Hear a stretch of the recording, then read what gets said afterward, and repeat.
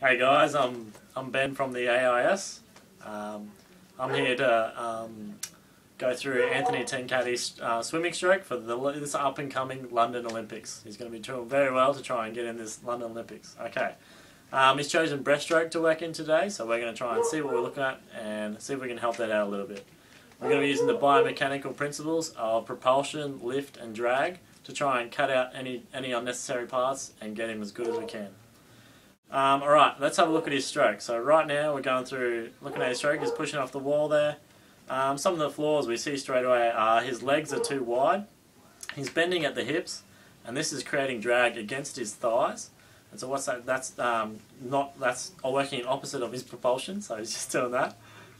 His head's up, as you can see, so that's creating drag against his forehead. And also his stroke is too wide, he's pulling out too wide.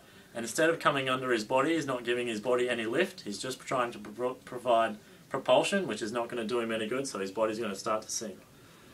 Alright, because I've been doing a bit of research, and active swimming magazines such as Aquatic Pulse state that kicking is the most important factor in achieving propulsion in breaststroke. So we're going to work on that today and look at a few drills as to how we can fix up that. We have selected 4 drills, so let's get straight into it. The first drill we have picked is the penguin walk. As you can see here, you just walk basically with your feet out turned, and this is to try. The primary benefit of this is to get an accurate foot position. The secondary benefit is it's fun. It's fun, mate. We got this from QUT Resources from tutorial sessions in 2012. The second drill we're going to look at is basically no pull. This is where the swimmer pretty much performs the breaststroke action without this pull at all, so basically just working on the kick. The primary benefit, as we can see here, it allows the swimmer to feel where the drag is created on the legs, where they're going to run into the most water there, and the secondary benefit is it works his kicking muscle group, so it will be a good workout for those and build those up. We got this from Morayfield coaching staff, and yeah. The third drill is the water polo block, and as we can see here, Anthony's doing very well at this. Basically, all you have to do is hold your arms up in the air, and hold your arms up in the air and try and get your chest out of the water by using your legs, by treading water basically. The primary benefit of this is the swimmer feels what part of the legs and feet are being used for propulsion, and this helps them feel what to use when kicking. The secondary benefit is it's fun and it's a good cardio workout. This drill was received from Steve Fern, who was the owner and coach of Bribie Island Swim Club in 2000. The fourth drill we're going to look at is the pull boy kick. And basically what happens is the pull boy goes in between the legs, and this cuts out the bending at the hips action and reduces the drag on the thighs and pretty much focuses on the calves and the feet working the kick. That's the primary benefit, so it keeps the thighs in. Secondary benefit is promotes quick recovery on the kick. So basically, the kick doesn't have that big thigh action, so it will be more quicker, more sharper, and therefore the stroke can altogether get quicker. If Anthony can work on these drills to help his kick, and also other flaws such as his high head and his wide stroke, this will help increase his propulsion, reduce his drag, and help him utilise lift. And with these options, he should have no trouble in achieving a medal at this year's Special Olympics. I'm Ben Banks, and this has been your Swimming Hour with Ben Banks. Hello, I'm Anthony. I'm currently working on correcting Ben's swimming technique and is enhancing his efficiency in the water through biomechanical analysis.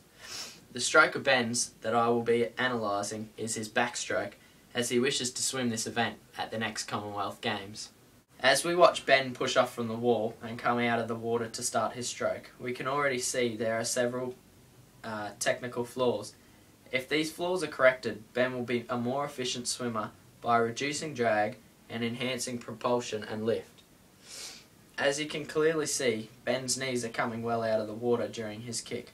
Also on the kick, Ben's feet are quite low in the water. These two technical flaws lower propulsion and create more drag. While looking more closely, we can also see that Ben is crossing the midline on his arm stroke and his head is high out of the water.